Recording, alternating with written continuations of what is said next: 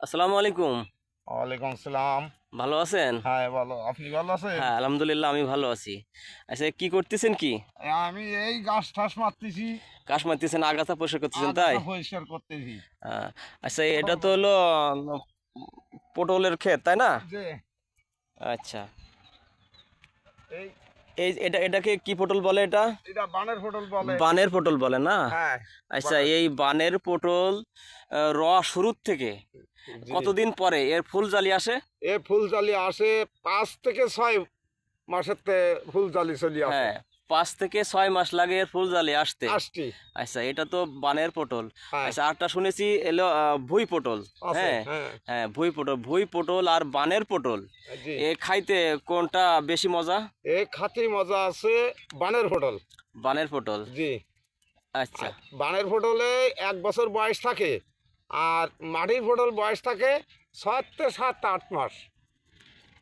তাহলে এইটার বয়স বেশি থাকে, বেশি বেশি থাকে। দিন এটা এটা এটা রাখা যায়। জি, বেশি থাকে।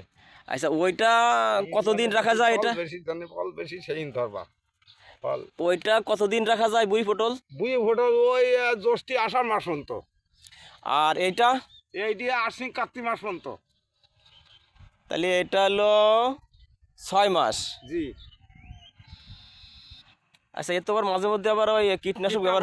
কীটনাশক দিতে হয়, ভিটামিন দিতে হয়। ভিটামিন দিলে কি উপকার আছে? উগার গাছ ভালো হয়, পটল ভালো হয়।